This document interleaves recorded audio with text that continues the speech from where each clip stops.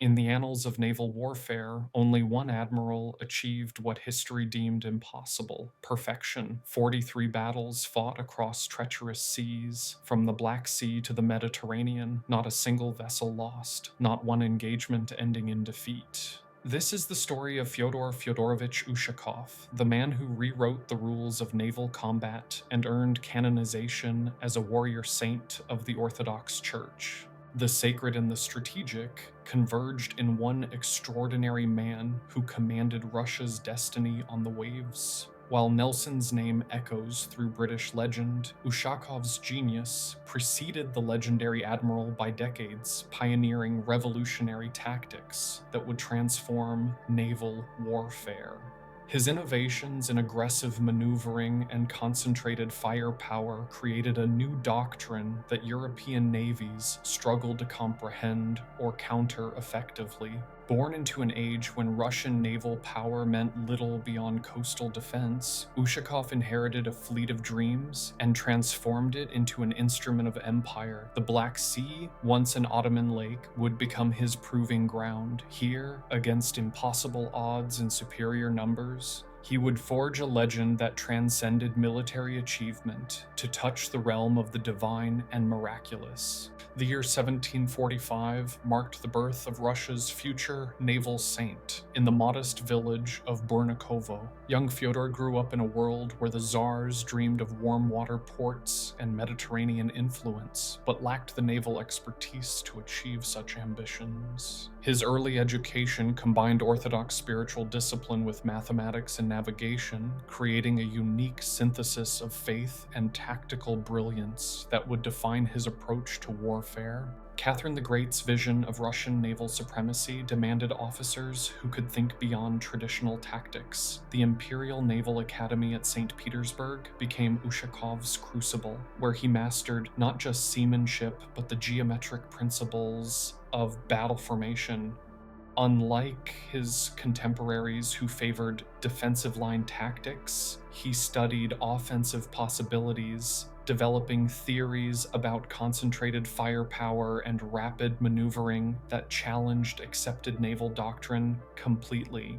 The traditional naval wisdom of the 18th century emphasized maintaining formation above all else. Ships fought in rigid lines, exchanging broadsides at close range until one side's morale broke. Ushakov rejected this conservative approach, recognizing that mobility and concentrated attack could achieve decisive victories with minimal casualties. His tactical innovations would prove revolutionary: aggressive closing with the enemy, targeting command vessels, and maintaining initiative through superior seamanship and crew discipline. The Russo-Turkish Wars of Catherine's reign provided Ushakov with his laboratory for naval innovation. The Ottoman Empire commanded the Black Sea through superior numbers and strategic position, their fleet based in secure harbors from Constantinople to the Crimean coast. Russian naval forces faced the daunting task of challenging this established dominance while operating from newly constructed bases with inexperienced crews and untested tactical doctrines that had never faced combat. Command of the Black Sea Fleet came to Ushakov in 1783, when Russian naval prestige hung by the thinnest of threads. His predecessors had achieved little beyond coastal patrol duties, unable to project meaningful power beyond sight of friendly shores. The fleet itself reflected this defensive mindset. Ships designed for harbor protection rather than open sea engagement, crews trained in seamanship but lacking combat experience against determined enemies who knew these waters intimately. July 1788 brought Ushakov's first major test at Fidonisi Island, where a superior Turkish fleet blocked Russian access to the Danube Delta. Traditional naval doctrine demanded cautious maneuvering and defensive positioning, but Ushakov chose aggression instead. His flagship Svyatopolk led the charge directly into the enemy's center, concentrating Russian firepower against the Ottoman command vessels while maintaining maximum speed and maneuverability throughout the engagement. The victory at Fidonisi established Ushakov's reputation and validated his tactical theories under fire. Turkish casualties mounted while Russian losses remained minimal, demonstrating the effectiveness of aggressive maneuvering combined with disciplined gunnery. The Ottoman fleet withdrew in confusion, unprepared for an enemy who abandoned defensive formations to seek decisive engagement. This triumph marked the beginning of Russia's transformation from coastal power to Mediterranean naval force under Ushakov's command. Between battles, Ushakov's ships became floating monasteries where Orthodox liturgy mixed with naval discipline. The Admiral himself attended daily prayers, believing that spiritual preparation enhanced tactical effectiveness. His crews developed legendary morale, convinced that their commander enjoyed divine favor. This fusion of religious devotion and military professionalism created a unique esprit de corps that sustained Russian naval forces through the most challenging engagements against numerically superior enemies. The Battle of Kerch Strait in 1790 showcased Ushakov's mastery of aggressive tactics against overwhelming odds. Facing a Turkish fleet nearly double his strength, he concentrated his most powerful ships against the enemy flagship while using lighter vessels to disrupt Ottoman formation. The engagement lasted 6 hours, with Russian forces maintaining offensive pressure despite being outnumbered. Turkish morale collapsed as their command structure broke down under relentless, coordinated assault from unexpected directions. Ushakov's tactical innovations extended beyond aggressive maneuvering to include revolutionary approaches to fleet communication and command structure. He developed a system of signal flags and cannon signals that allowed rapid coordination between vessels during combat, enabling complex maneuvers that confused enemies accustomed to predictable line tactics. His captains learned to think independently while maintaining overall battle plan coherence, creating a flexible command structure that adapted quickly to changing combat conditions. The Mediterranean campaign of 1798-1800 brought Ushakov face-to-face with Napoleon's imperial ambitions and French revolutionary naval power. Leading a combined Russian-Turkish fleet through unfamiliar waters, he adapted his Black Sea tactics to new environments and different enemies. The liberation of the Ionian Islands demonstrated his strategic thinking beyond pure naval combat, combining amphibious operations with diplomatic negotiations to create lasting political solutions that served Russian interests.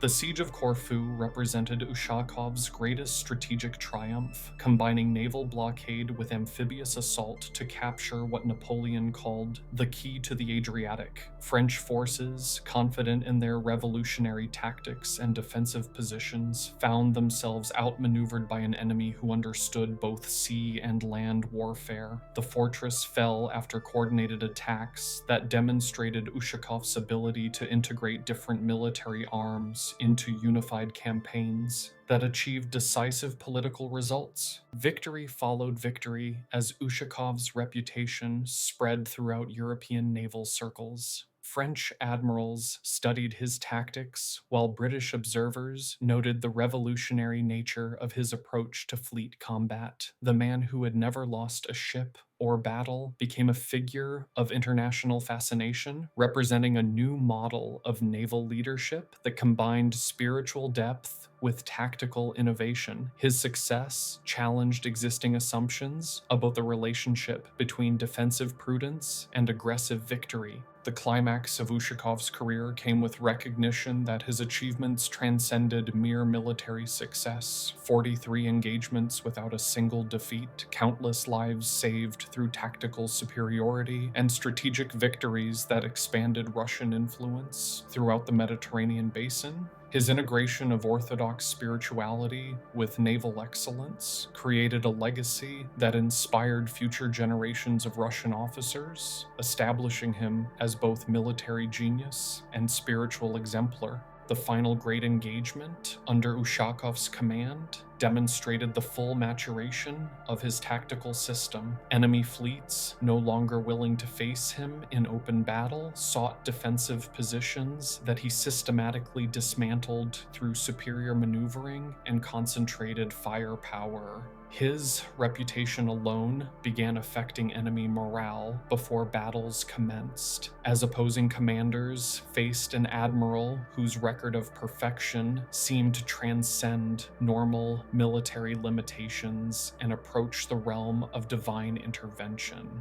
Political changes in St. Petersburg brought Ushakov's active career to an end, as new rulers prioritized different strategic concerns and diplomatic alignments. The admiral, who had revolutionized naval warfare, found himself marginalized by court politics that valued European connections over Black Sea dominance. His retirement marked the end of an era when individual genius could reshape the strategic balance of entire regions through tactical innovation and spiritual dedication. Ushakov's final years were spent in monastic contemplation at Sanaksar Monastery, where the warrior admiral sought spiritual perfection with the same intensity he had once applied to tactical innovation. The man who commanded fleets withdrew from worldly affairs to focus on eternal questions, demonstrating that his military genius had always been grounded in deeper spiritual foundations. His transition from naval command to religious devotion reflected the integrated nature of his character throughout life.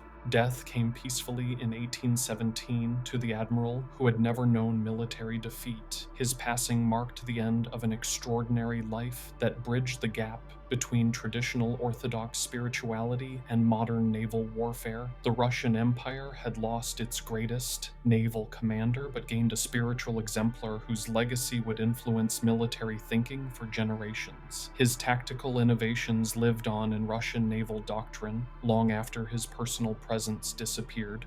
The Orthodox Church's canonization of Admiral Ushakov in 2001 recognized what his contemporaries had always suspected, that his military achievements reflected deeper spiritual realities. Saint Fyodor became the patron of Russian naval forces, his icon displayed in ships' chapels alongside traditional religious imagery. The warrior saint's example demonstrated that military excellence and spiritual devotion could coexist, creating a model of Christian leadership that transcended purely secular achievements. Contemporary Russian naval officers still study Ushakov's tactical innovations, finding relevance in his emphasis on aggressive maneuvering and concentrated firepower. His integration of spiritual preparation with military planning offers lessons that extend beyond pure technical considerations to encompass leadership philosophy and crew morale. The Admiral's perfect record continues to inspire naval professionals who seek to understand how individual excellence can achieve seemingly impossible results